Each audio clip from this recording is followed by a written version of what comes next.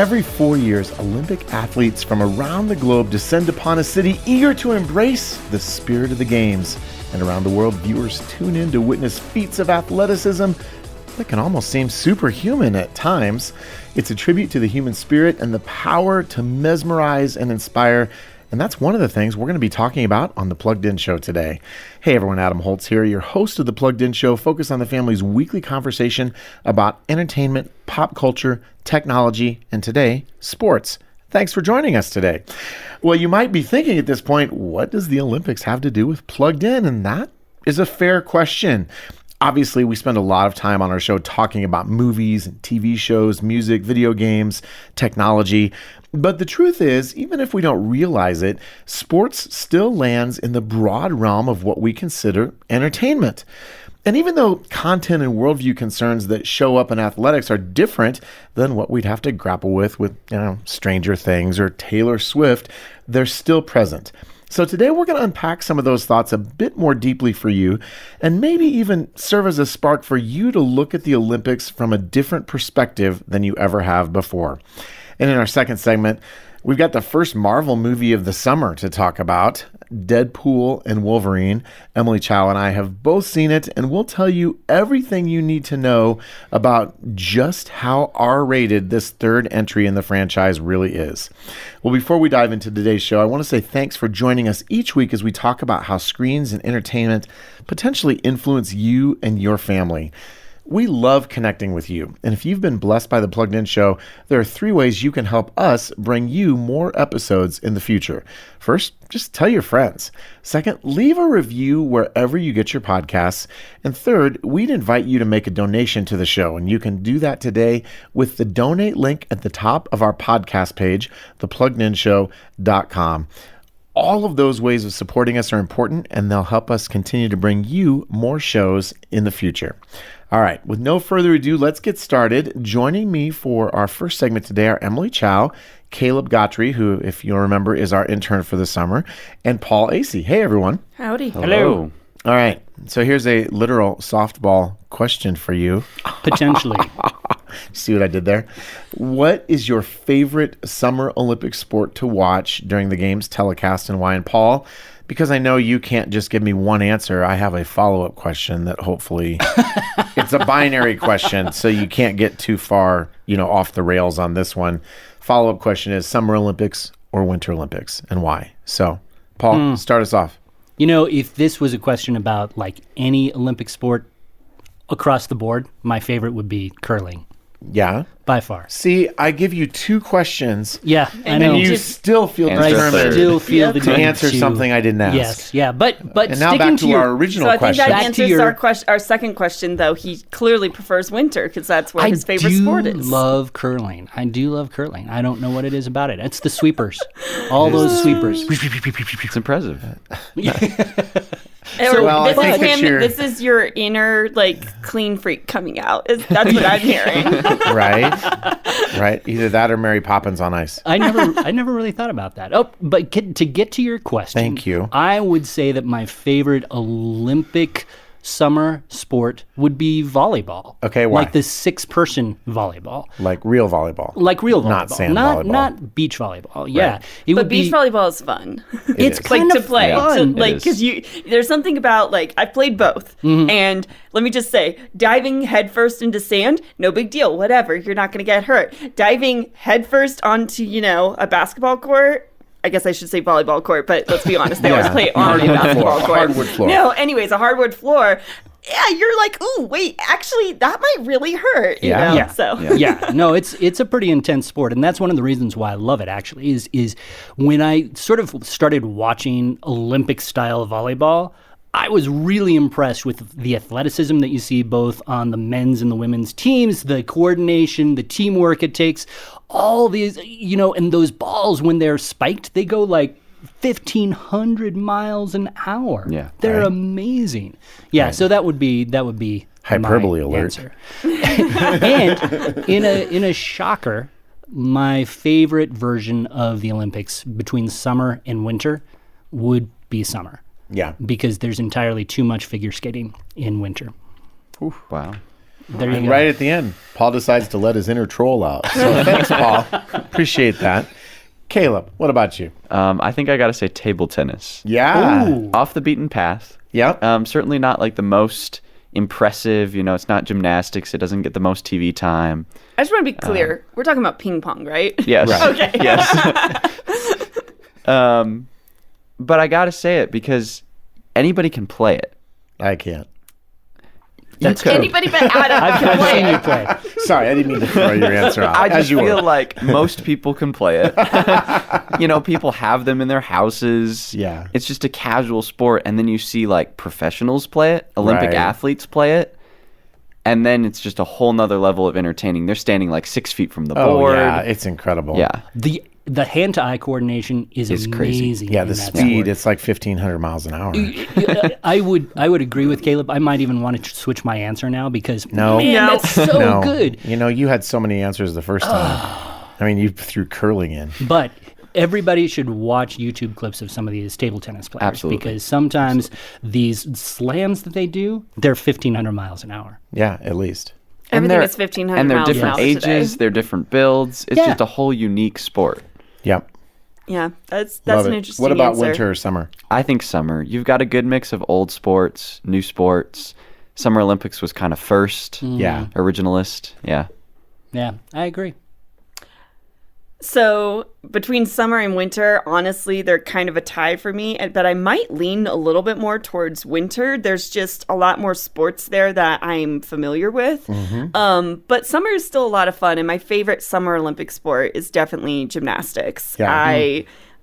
When I think about people who are doing things that I wish I could do, that I know that I could never in a million years do. Yeah. That's where it comes out for me. It's like gymnastics and women's gymnastics specifically. Yeah.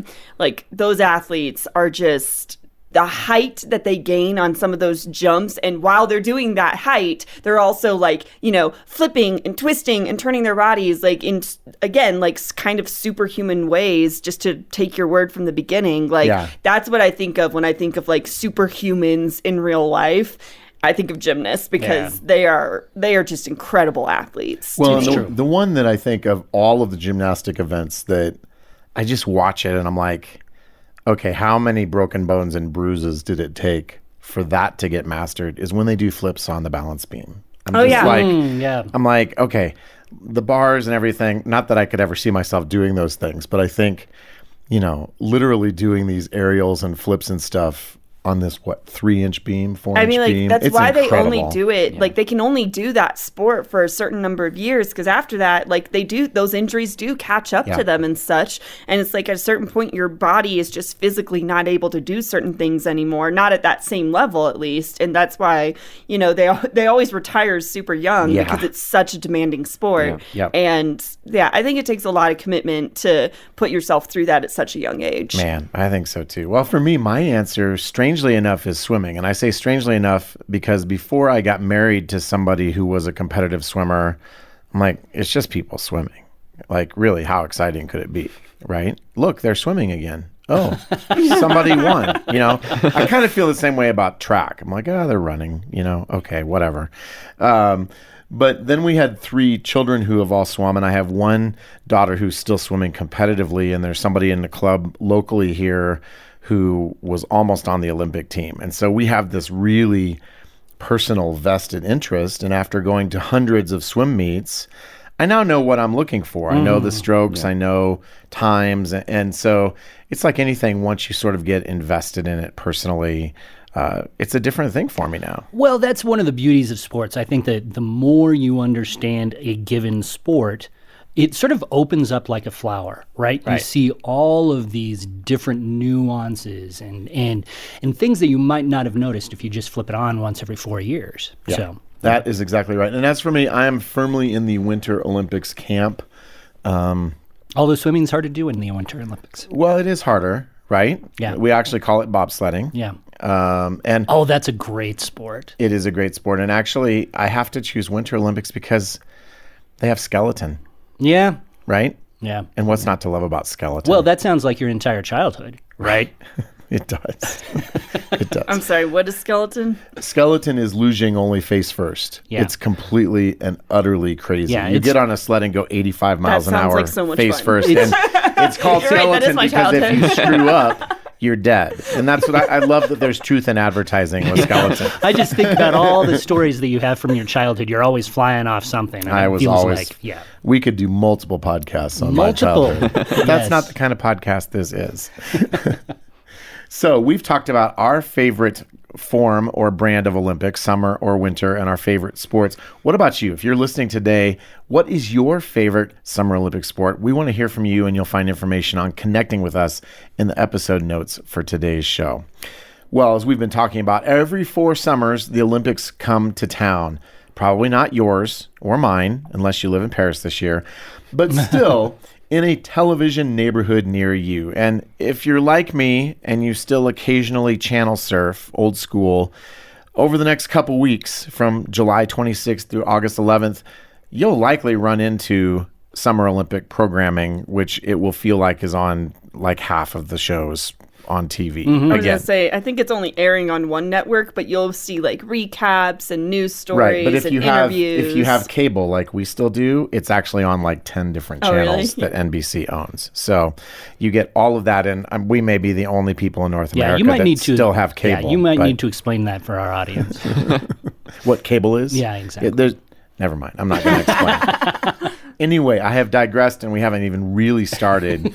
If you tune in, you're going to run into the events that we've talked about. And this year, we have new events like breaking, which is actually breakdancing. And those of us who grew up in the 80s are like, wait, people still breakdance?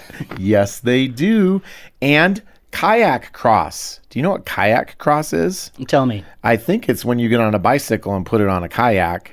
No, That is not true. I have actually no idea what it is, but it sure sounds potentially violent, and so I may tune in for that, just like skeleton.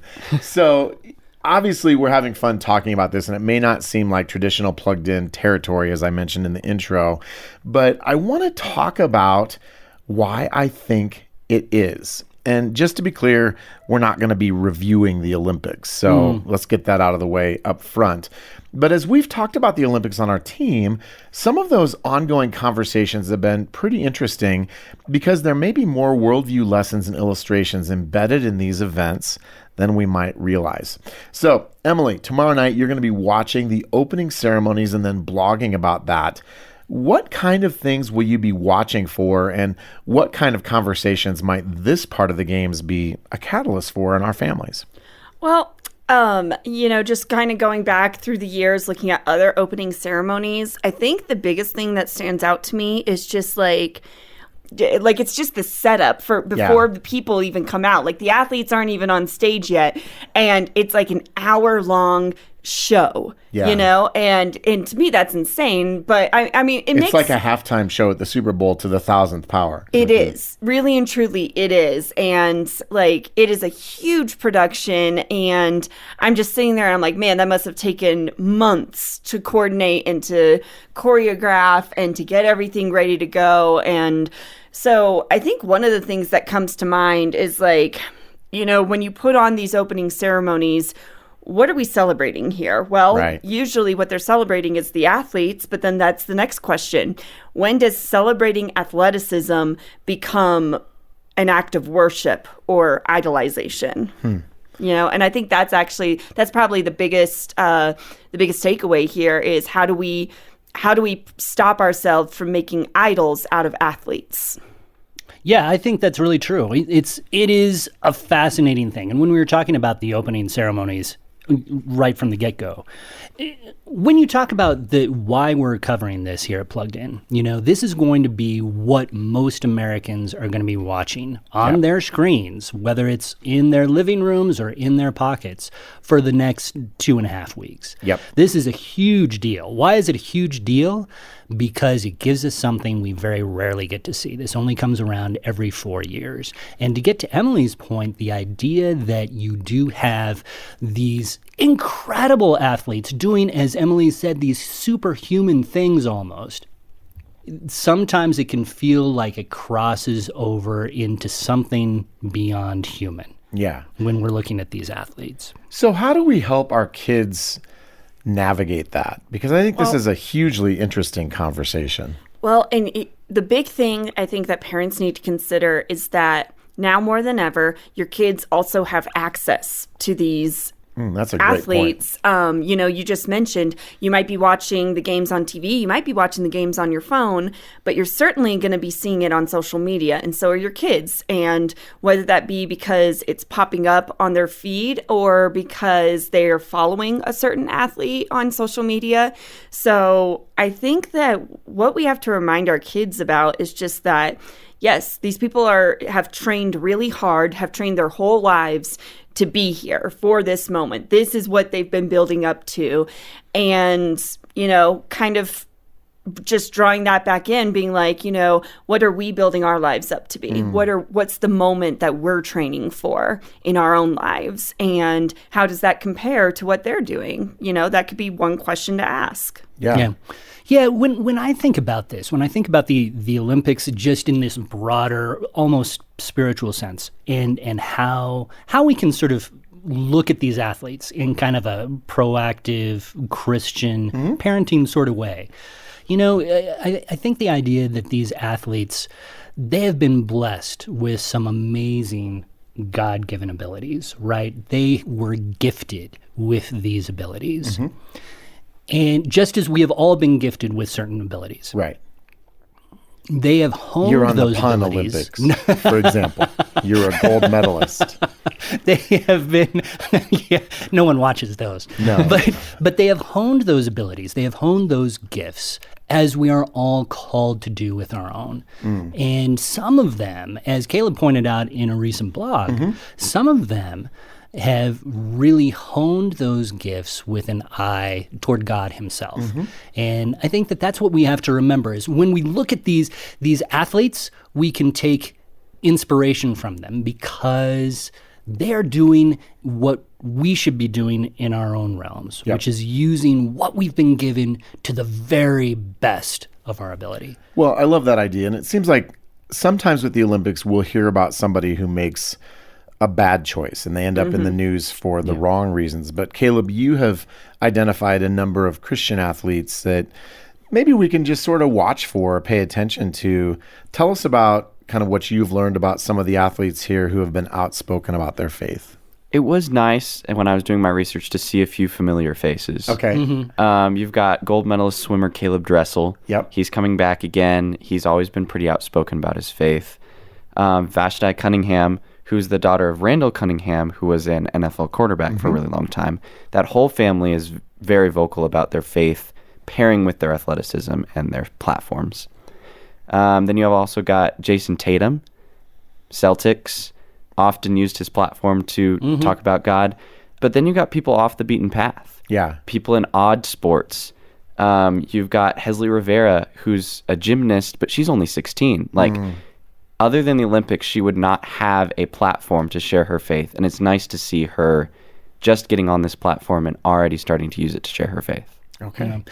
That's one of the things that I actually love about the Olympics is you do have these athletes from sports that you might never have heard of. You know, in gymnastics, it's clearly not that. Right. But I do love the fact that the Olympics gives athletes who might be only heard of once every 4 years the platform to excel, to be their best, to be acknowledged as one of the best, to even compete for their countries. I think that that's pretty cool.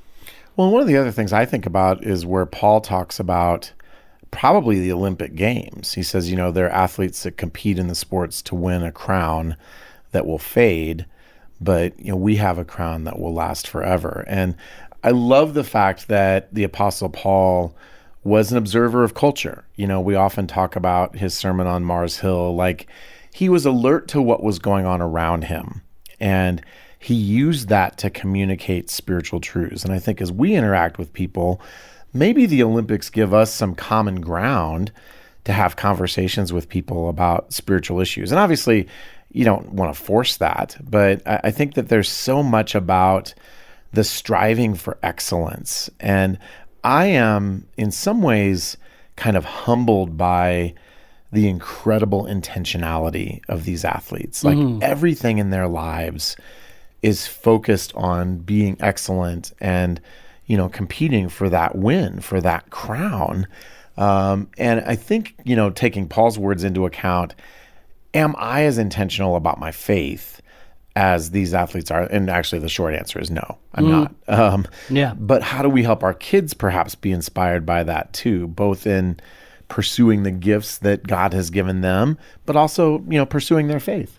You know, I think the big thing, what you just said there, is the determination that it takes to reach an Olympic level. Because, you know, what is the difference between an Olympic athlete and, you know, your regular run-of-the-mill athlete? Yes, there's some God-given abilities there, but then there's a God-given determination to reach that goal as well. Yeah. I think that some of us are going to be called, you know, to be great athletes. Some of us are going to be called to be great movie reviewers. Yeah, exactly. You know, like, Amen. We all have different abilities, different talents, different drives, I think. But one thing we are all called to do is to be great disciples, you know, to follow Jesus, to love our neighbors as we love ourselves, and, you know, to spread God's word. We're all called to do that in different ways. Yeah. Like, we don't all have to do it the same way. And I don't think we all can do it the same way. You know, I can't do what my pastor on Sunday morning does. We don't have the same gifts. We don't have the same talents. And that's okay. Yep. You know, I think we just, you use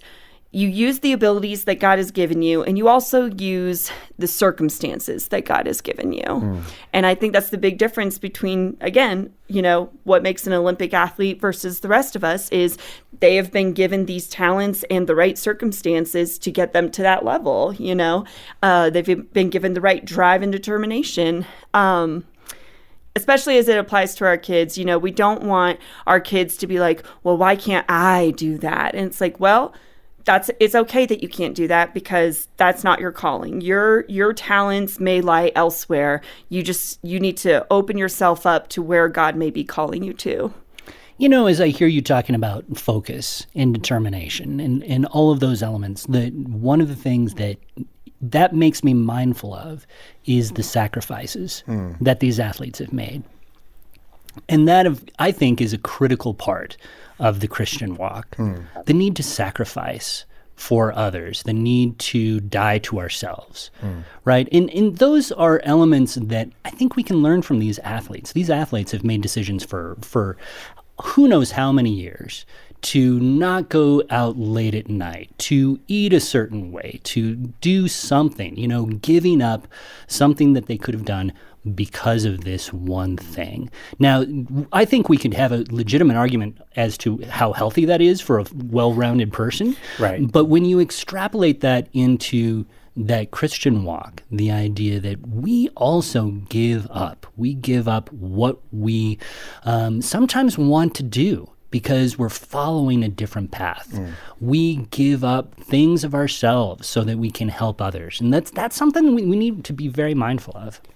Just kind of branching off from that on a different note, you know, we're talking about the positive side of things when you use your platform and your talents for the right thing. So what do we do when, you know, one of these athletes who we just said has these talents and this drive and this determination, what do we do when those athletes, you know, do something wrong, you know, and show Which up on the news? sometimes happens. And show up on the news for the wrong reasons. I mean, a Google search could show you, you know, how the mighty have fallen.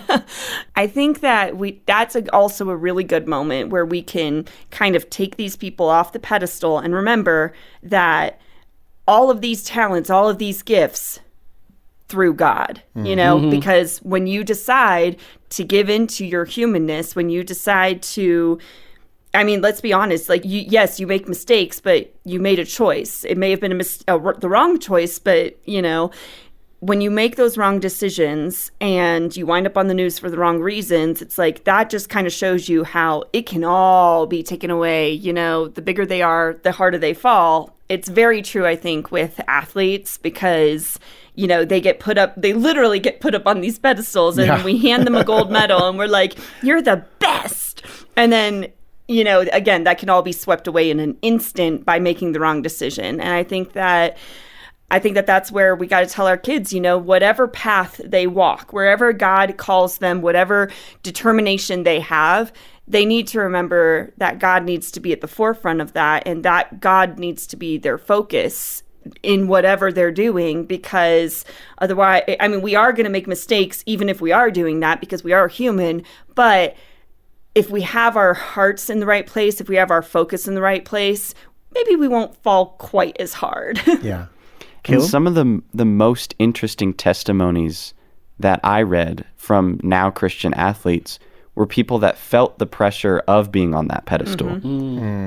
So like someone like Caleb Dressel, like almost quit swimming, did quit swimming for a little bit, because he's like, I can't deal with the pressure of people thinking I'm always going to get first, always going to get gold, always going to be on the pedestal.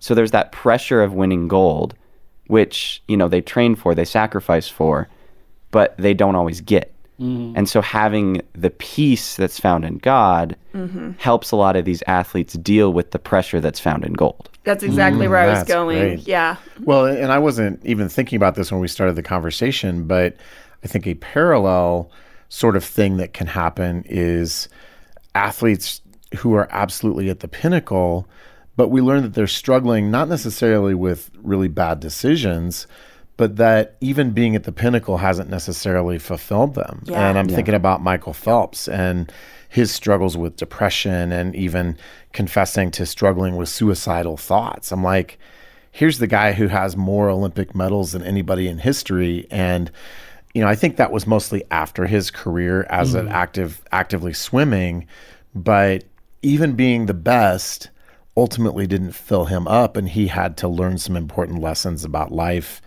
after that. Yeah. This is a really nice loop, a circle back, if you will, to what we really started with, how we can treat these athletes as superhuman, how we can set them up literally on a pedestal. One of the beauties about the Olympics and how they are brought into our homes is that we get to know some of these athletes very, very closely. Or we think we do. Exactly. But we get a sense of their stories. Yeah. And we see them as real people. Yep. And maybe that's the main takeaway that we have here. These are real people dealing with real issues. Yep. And even when you have a gold medal hanging around your neck, that doesn't mean that everything's just going to be peachy. Yep, that's exactly right. And I hope as we have talked about this today, you can see how there are actually a lot of entry points to some pretty significant conversations, and maybe in a different way than we normally talk about at Plugged In. But I think if you're watching the Olympics with your family over the next couple of weeks, just, you know, maybe just ask God, where can we apply some of the lessons that we're learning, or some of the things we're observing about these athletes? Because I think more so than most of the things that we see on television, there are a lot of things we can talk about that, even if we're not Olympic athletes, and most of us aren't. I mean, Paul is an Olympic gold pun winner, but there are really significant and applicable lessons that we can apply to our family. So thanks, guys. Great conversation. Well, in our second segment today, Emily is here to talk with me about Deadpool and Wolverine, which I think it's safe to say is one of the most anticipated movies of the year, the only Marvel movie this summer. And we both saw it. Yes, we and did. We have some things to say. So, Emily, what's going on in the third Deadpool movie, which now has fused Wolverine into the title? Well, let's just, right out of the gate, this is very typical Deadpool fare. Yes. You know, so if you've seen the previous two, you kind of have an idea already of what to expect. Yeah. It has not gotten better just because Disney owns it now. No. So yeah, if you're like, oh, maybe it'll be, you know, family friendlier. No, it has earned its R rating.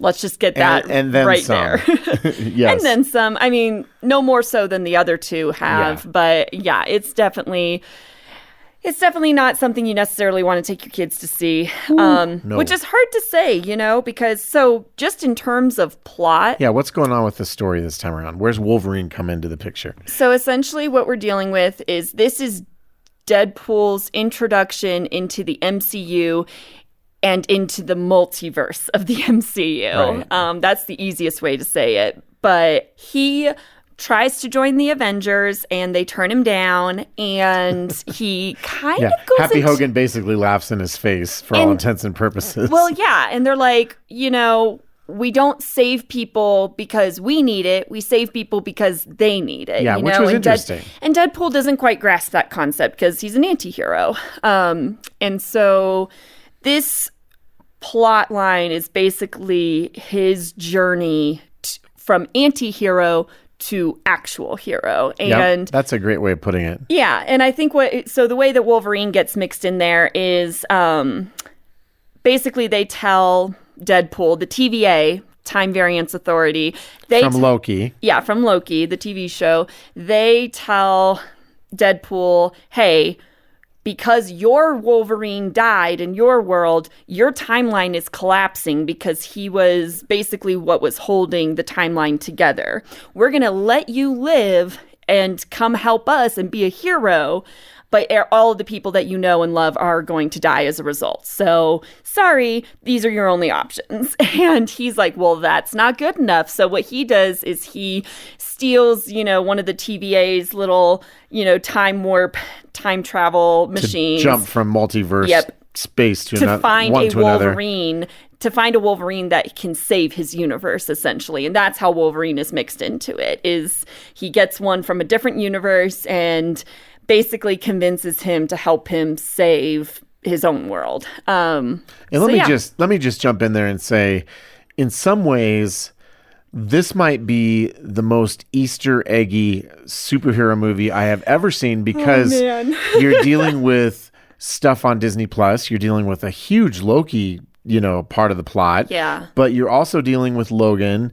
You're also dealing with the entire X-Men franchise. Without spoiling anything, there are tie-ins throughout the movie to things that took place in the X-Men franchise, which was Fox.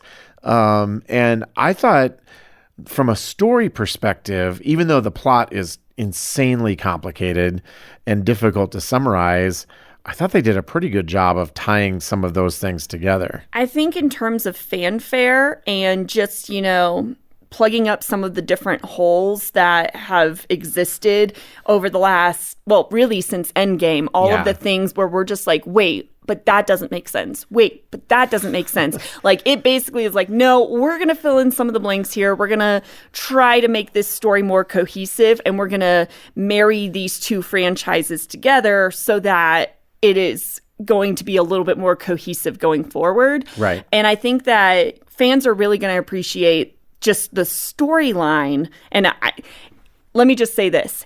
If I wasn't concerned about content, if I wasn't mindful of what I'm consuming, I would have enjoyed this movie a lot more. Right. Because in terms of the storyline, it really did satisfy a lot of the things that we've all probably been thinking since Endgame. Right.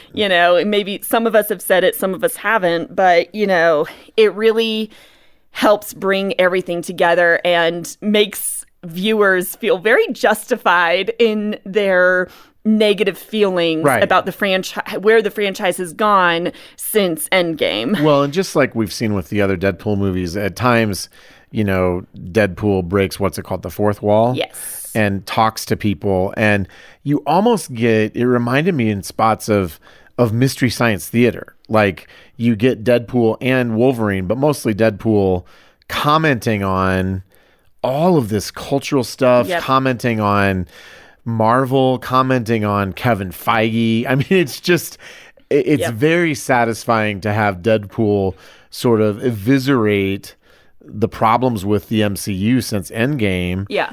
Even as there's a lot of evisceration elsewhere, which we should probably talk about as well. Yeah. Speaking of evisceration, like I said, this is very typical Deadpool fare. Literally the opening, credit sequence is basically just a montage of him ripping apart these TVA agents, in a blood gore filled fest. And while he's doing so, it's desecrating the corpse of the Wolverine from his universe. Yeah. He uses Wolverine's adamantium skeleton. And so it immediately gets visually graphic like that. But then it also gets... So there's no nudity in this one, but it does immediately get sexually graphic as well, because they managed to find ways to put the sex jokes in there without showing skin, if that makes sense. It does. And I think I was struck by just the sheer quantity of what I'll just call dirty jokes, right? And really dirty. I mean, without spelling it out, just the anatomical references, from start to finish. And a lot of those alluding to same-sex connections, shall we say. I mean, it's end to end for the entire movie. I was going to say, it's nonstop. And, you also can throw in just some cautionary notes about, there's a lot of jokes about predators in there. Like, there's at least 2 that I can think of off the top of my head that made it into the film. Two. And then, there are other jokes, again, just very sexually graphic verbally, right? Where he's really poking graphic. He's really poking fun at the fact that Disney owns the franchise now, and so he's like, Disney, you've never had this kind of content before, and so in doing that, they kind of push that limit as far as they possibly can. They're just like, how many toes can I put over the line before Disney starts cutting them off? Well, and I think the thing that is frustrating about it to me is that there's so much stuff here that's genuinely funny. And the problem is when you're laughing at something, you are almost by default being desensitized to it. And I think the language especially, we're invited to laugh at things that are nasty, horrific, and profane. And I don't want to sound like I'm clutching my pearls in horror. Like, there were things that I laughed at that were just, it's funny. The comedy is effective, and yet I think that comedy disarms us. It does. And I think that's when we get desensitized to things, is when we're laughing at things that we really probably shouldn't be laughing at. But it was effective humor, It's hard not to laugh at some of that stuff, And I think that's where it's like going to be really hard for parents too, is that this is a movie where chances are your teenagers, their friends, even if you say, no, it's rated R, we're not doing that.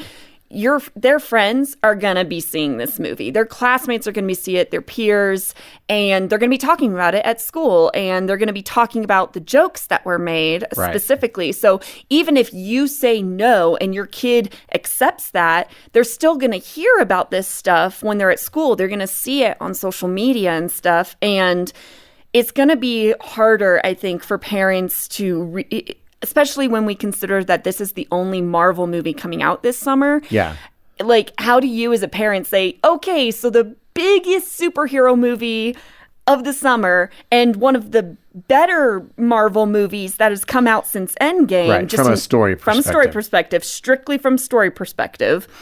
Sorry, you can't go see that. Like, that could be really devastating to a teenager, especially if all of your friends are going to see it and you have to be like, well, I'm the only one whose parents are telling me no. And your kid might be good about that and be like, you know what, mom and dad are right, I'm cool with it. But it could, if they're okay with that, it's still going to be hard because, again, all of the cultural context is going to come into play and they're not going to know what people are talking about. They're just not going to be in that. Right. And that can be isolating. Yeah, that's exactly right. And I think unlike the first two Deadpool movies, which existed, in the 20th Century Fox sphere, this is a linchpin movie for the MCU moving forward. Like this ongoing story, if you want to know how we got to where we're at, people are going to want to see this movie. And so I think, man, it feels like kind of a facepalm movie to me because they made a movie that it's funny, it's entertaining, the story works, and it's got so much content. I counted over 100 F words. Yeah. And that's just one of many other colorful words that get used along the way. And frankly, I was more bothered, I think, by the ongoing litany of sexualized images and jokes. I think so too. I think that's a bigger issue for parents because that's also where the bigger jokes come in as well. Yeah. There's a whole thing where, they make fun of the fact that you don't see Wolverine's abs. Yeah. And where we have seen them in every single movie. Although that we he's do been at the end. No, but they make that joke until they're like, okay, but now we're going to throw it in there. Yeah. And, and immediately there's a woman who's just like ogling him. And, they make some nasty comments at her. and that was one of the milder jokes, the objectification of Wolverine. And Hugh Jackman, really. I mean, because, Deadpool actually goes there. And, they make some jokes about Hugh Jackman's divorce. And then another character who in real life also went through a divorce. They make a nod to that. And so you hear those things, you're like, ooh, wow, can't believe they went there. Exactly. Why are we joking about that? Yeah, there's some stuff here that's really, really mean-spirited. So hopefully, as Emily and I have talked about this, it's given you a sense for what the movie's about and the fact that it's going to be creating buzz. Teenagers are going to want to see it. And so you are going to have to talk through this with your teens, because I think Emily's exactly right. Circling back to what you were saying a minute ago, kids are going to see this one. Yep. And it's sort of glass 2/3 empty, 1/3 full. In some ways, you don't have explicit visual sexual stuff, but man, you've got a lot of other content to wade through. And I think it puts families in a tough place, but hopefully you're able to talk through that with your teens and help them understand where you're coming from and why there's so much stuff here that's inappropriate. So thanks, Emily. Yeah. Well, now it's time for a part of our show we like to call Pop Culture Connection, wherein we are joined by our producer, Ashley. Hey, Ashley. Hey, Adam. And she asks us lots of fun questions, and we give lots of answers, and we compete to see who can give the most answers. And it's always, in the spirit of the Olympics, I like that we're doing this competition. We'll see if we can bring Olympic-level answers to the table this week. Did you bring medals? I did not. The only problem is there's 4 of us, so one of us just doesn't get a medal. No, one of us does Well, not. the harsh that's called a reality of life. participation trophy. Right? Right. We'll get you a T-shirt It's the instead. zinc medal. The zinc medal. There we go. Cadmium. Oh, man. Yeah. It's probably radioactive. All right, so I have Caleb up first. Oh, goodness. We're going to do a kind of this or that like we've been doing, which I really have fun with. So, Caleb, do you prefer video games or board games, and why? Board games. You can play with more people. You get to play in the same room as people, which doesn't often happen with video games. I didn't grow up with video games, so that's another thing. I did grow up with a lot of board games, a lot of card games. They get really intense, especially if you play with my older sister, who's really good at board games. But yeah, board games are the best. Not saying video games are bad, but board games, that's not much more I can say. All right, 6 points. Nice job. Nice. So does your sister hurl pieces? No. Is she very, very... She's just really, really good and slightly, in not a mean way, manipulative. Oh, so Monopoly is no fun. No. Yeah. Especially when I was She's really your kind young. of person, Paul. She would just she would make really bad, quote unquote, bad trades with me. So basically, I would just help her beat my parents. Nice. All right, Emily. Darth Vader or Sauron, and why? You just asked me an impossible question. I'm going to go with Darth Vader because he uses the power of the Force, because he has a good turnaround arc where he becomes good again, because he is voiced by James Earl Jones, because he is larger than life, because he can do the Force chokehold, because Star Wars is awesome, because he's Luke and Leia's father, because he's married to Padme, because he was trained by Obi-Wan Kenobi, he was grandfathered by Qui-Gon Jinn. Nice. Very nice. Very You're good at good. this. 11 points. I was Oh my literally, goodness. that was one of my worst answers. I was like, let me That's just really name good. facts about Darth Vader. Point by point. See, I'm so glad I didn't get that question, because I was thinking, so what are we talking about? The most evil, or would it be the person who Right, you would have lost. Which You would- villain do you would have been prefer? clarifying You're the overthinking question. it. I will say, just in terms of great villains, I do think Darth Vader is a better villain overall than Sauron. well, we Sauron's don't on really screen see for Sauron. a grand total of 10 minutes. Yeah. Except he's in just... the new show on Amazon Prime that we are I haven't reviewing finished soon. watching You just- that yet. You just poke Sauron in the eye, and he's done. It's like Sauron You gotta get a big enough meets finger, the Three though. Stooges, pretty much. Oh my Exactly. goodness. All right, Paul. It's up for you now. All right, I'm ready. Okay. I heard you talking about this before we went into the studio. So, Oh, Godzilla or King Kong? And why?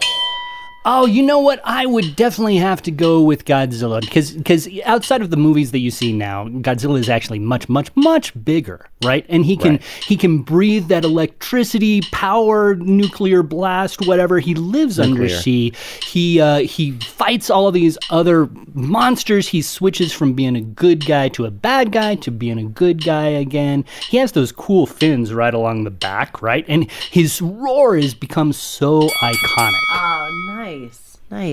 8 points. That was a valiant Good effort. job. Not quite up fast to. enough. I know. Well, Emily really had a rhythm going because She did. Like I said, I was just like, what are some facts about Darth Vader? Because we awesome. go for quantity, not quality. His because childhood nickname was Annie. because Little Star orphan Wars Annie. because Star Wars is awesome. Yeah, that was A the little best bit of one. a cop out. All there. right. All right, Adam. I'm ready. I'm giving you a Star Wars one as well. Obi-Wan or Luke? Why? Oh, Obi-Wan, because Alec Guinness is amazing, because he has all of the best lines, I think, in Star Wars. Even though he's only really in one movie, he sort of sets the stage as this grandfatherly type that has all the lore. He's the one you want to listen to. He has a really great brown robe. He gives his life up so that, they can escape. He understands his role and his purpose. He's the keeper of lightsabers. He lives in the desert in Tatooine. He understands that what you think you see in front of you is not the whole story. So there you go. So with the bell going off, I give you 10.5, Okay. which means Emily is our winner. Yay! And about that participation trophy. That's right. I'll give you an M&M later, Caleb. Appreciate How's that sound? Actually, I don't have any Consolation M&Ms, prize. but, Well, that was a fun edition, I guess we'll say, of Pop Culture Connection. Ashley, thanks for Of course. facilitating that. And thank you, if you're listening today, for joining our conversation today. What do you love about the Olympics? In our second segment, we talked about Deadpool and Wolverine. Is that something that you've got teens that are looking forward to seeing? And how do you feel about that? We would love to hear your answers to any of those questions. And here is how you can do that. If you go to thepluggedinshow.com, you can leave us a voicemail, and it'll actually be like a time travel movie from like 1997 with your answers to those questions. And we might just include them on a future show. We've done that a couple times on fairly recent shows. So we would love to include your voice, or just reach out to us at team@thepluggedinshow.com. And of course, you can find us on Facebook and Instagram as well. And as I mentioned earlier, one of the ways you can help us is just to leave a review for us wherever you get your podcasts. We recently got this 5-star review from Gizmo Girl 03 on Apple Podcasts. She says, "So helpful. Being a busy mom, I don't always have time to review content that my son is exposed to. This podcast is a very smart, funny, and trustworthy source to help me with guiding my son in technology and culture." And that's exactly what we're hoping to do. So Gizmo Girl, thank you for leaving us that review. We really appreciate it. And finally, if you haven't done so yet, we would love it if you picked up a copy of our team's new book, Becoming a Screen Savvy Family. In fact, we're going to make it really easy for you to do that. Today, for a gift of any amount, we will send you a copy of the book. And I like to characterize it as it's kind of like a Plugged In Show conversation, only in written form. You can sort of hear from each of us. All of our team members have contributed, and we talk about issues of entertainment and technology and kind of the nuts and bolts of how we navigate that as families today. We would love to send you a copy, and you will find information on how to do that in the episode notes for today's show. Well, thanks again for spending some time with the Plugged In Show this week. We know that there are a lot of ways that you can spend your time. We really appreciate you spending some of that time with us. We hope you've enjoyed our conversation and that it's been helpful for you and your family. And we look forward to joining you again next week on another episode of The Plugged In Show. As a parent, it's easy to find myself sitting backseat to my kids, in the back seat. It's tough to be a step ahead, and full honesty, I'm pretty hard on myself when that happens. But I've found Practice Makes Parent, a podcast from Focus on the Family, hosted by Dr. Danny Huerta and Rebecca St. James. It helps me be more intentional and not feel alone when things get tough. Everything they share is practical and well-practiced, and I can use it right away. Listen to Practice Makes Parent wherever you get your podcasts.